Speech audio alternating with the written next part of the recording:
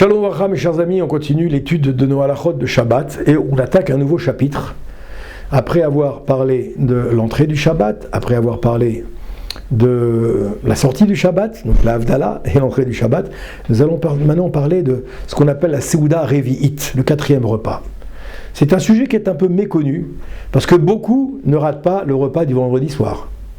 Beaucoup ne ratent pas le repas du samedi midi, ou samedi 1h, 2h, peu importe l'heure.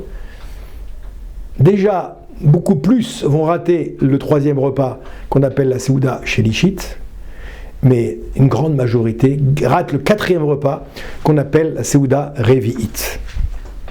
On va essayer de parler un petit peu de ça, même si peut-être vous pourriez vous dire, moi ça ne me concerne pas, je ne fais pas la Seuda Revi'it.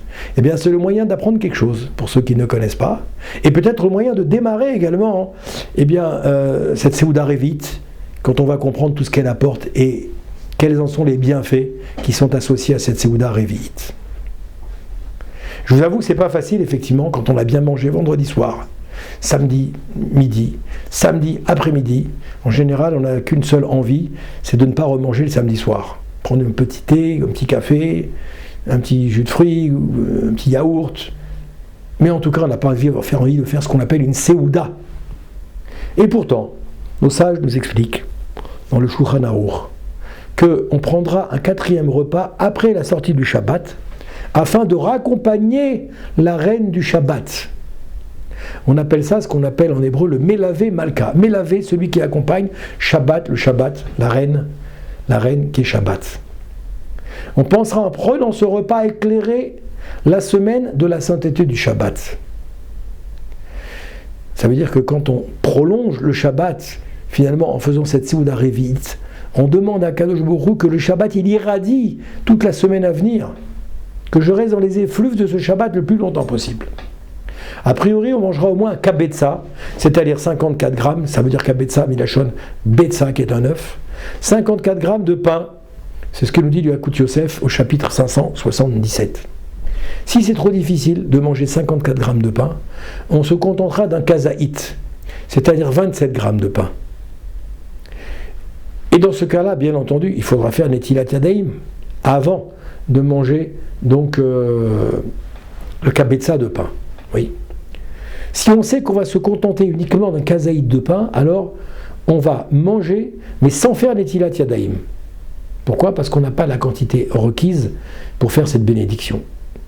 Sinon, si maintenant on n'a pas du tout faim, alors on se contentera de gâteaux ou de fruits, mais au moins 27 grammes, pour dépasser la quantité requise, pour que ce soit déjà considéré comme un minimum, une petite Seuda. Quand prendre ce repas, le Seuda Revi'it, on s'efforcera de prendre ce repas dans les 4 premières heures de la nuit. Je m'explique. Si la nuit tombe par exemple à Jérusalem à 19h40, ce qui est le cas à peu près en ce moment, alors on compte 4 heures à partir de 19h40. 20h40, 21h40, 22h40, 23h40. Donc il faudrait s'efforcer de faire cette Seuda Revi'it avant 1h moins le quart du matin à Jérusalem, en Israël. Sinon, on peut le faire avant Chatzot Laïla. On nous dit ici. Chatzot Laïla, c'est-à-dire le milieu de la nuit. Milieu de la nuit, actuellement à peu près minuit et demi peut-être en Israël. Sinon, on pourra encore prendre ce repas durant la nuit de samedi à dimanche jusqu'à l'aurore. C'est une possibilité supplémentaire qui nous est donnée. En quoi ce repas est-il important ? Mes chers amis, c'est là que c'est intéressant. Ce repas est particulièrement important, il permet de régénérer l'os se trouvant derrière le cou. Voilà, cet os qui est derrière le cou, on a un os qui s'appelle le louz, également le niskouille.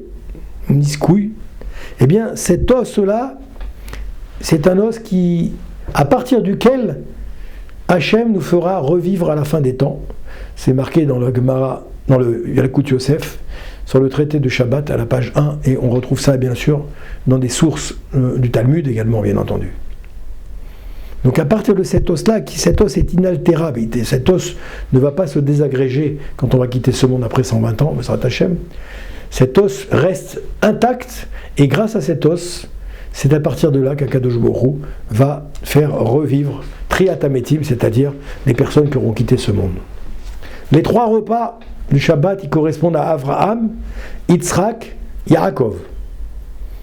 Avraham, Yitzhak, Yaakov, c'est les 3 repas du Shabbat. Le 4e repas, il correspond à quoi? Il correspond à David Ameler, le roi David. C'est la 4e roue de ce qu'on appelle le char céleste. Char céleste, on ne va pas rentrer là-dedans maintenant. Les mérites de cette mitzvah sont à l'infini. C'est marqué comme ça en Shulchan Aruch. Nos maîtres indiquent que ce 4e repas apporte des bénédictions à ceux qui le respectent. Il va leur apporter les moyens de subsistance, mes chers amis. La parnassa, il va amener la délivrance, il va amener la guérison, il va amener le pardon des fautes, il amène la naissance des enfants, il amène un accouchement facile. C'est marqué dans l'Yakut Yosef, chapitre 1. Chapitre 4, excusez-moi, et dans le Mishnah Brura également. Est-ce que ça vaut pas le coup de faire la Seuda Shlishit, finalement? La Seuda Revi'it, excusez-moi. Il est recommandé de garder des habits de Shabbat jusqu'à la fin de ce repas, où on raccompagne la reine de Shabbat. On ne va pas la raccompagner en pyjama ou en chemise de nuit. Il faut la raccompagner comme il faut. Bien qu'il soit permis de faire un travail avant le dernier repas, le Harizal, Sruto Yagen Alenu, enseigne que le supplément d'âme reste en nous jusqu'à la fin de ce repas. D'ailleurs, au moment où j'enregistre, c'était l'Aïloula du Harizal, Zerer Sadgi Vekadosh Ivracha. Je ne sais pas à quel moment vous entendrez cet enregistrement, en tout cas, Mina Shamaim, que je parle de lui, que son mérite, il vous protège, que son mérite, il nous protège également, et qui protège mon ami Yosef, le directeur de Israël Torah, par la même occasion. Espace Torah. Espace Torah. Israël, espace, on est dans la Torah, Baruch Hashem. Bref, on nous dit ici, jusqu'à la fin de ce repas, on va garder donc en principe ses habits. C'est pourquoi il est conseillé de ne pas réaliser de travaux, si c'est possible, interdit, jusqu'à la fin de ce repas. Il est permis, enfin je termine, de sortir du congélateur pendant le Shabbat une challah afin qu'elle décongèle pour le 4e repas. Normalement, je n'ai pas le droit de faire un travail pendant Shabbat que je vais utiliser après Shabbat. Et bien là, il y a une exception qui est faite. On peut sortir cette challah pour qu'elle décongèle pendant le Shabbat. Je vais l'utiliser à la fin de Shabbat pour faire cette mitzvah. C'est permis selon Chazon Ovadia, chapitre 2. Enfin, pour terminer, mesdames, je m'adresse à vous, les femmes ont l'obligation également de prendre ce repas au même titre que les hommes. Pour une fois, vous n'êtes pas dispensés de cette mitzvah, bien qu'elle dépende du temps également, et bien en vérité, vous avez aussi le devoir de faire cette mitzvah. De plus, cette mitzvah a la caractéristique de permettre aux femmes d'accoucher plus facilement, et pour cela, elles mangeront du pain durant ce repas, si c'est possible, nous dit notre maître le Rav Ovadia Yosef. Une petite histoire pour terminer très très courte. L'épouse du Gaon de Vilna était connue pour faire régulièrement des semaines entières de jeûne. La femme du Gaon de Vilna, je ne vous parle pas du Gaon de Vilna, elle jeûnait des semaines entières, c'est-à-dire du samedi soir jusqu'au kiddush du Shabbat suivant. Une fois, elle décida de démarrer son jeûne après la fin de la Seuda Shlishit, après avoir fait le 3e repas. Oui. Qu'est-ce qui s'est passé maintenant?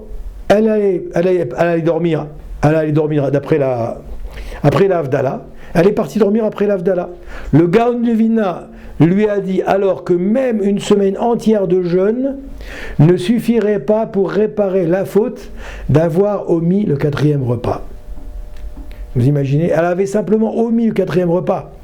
Eh bien le Gaon de Vilna lui a dit maintenant tout le jeûne que tu vas faire toute la semaine, ça ne suffira pas pour réparer cette faute du 4e repas, tellement c'est important. À méditer mes chers amis. Bracha ve'atzlacha.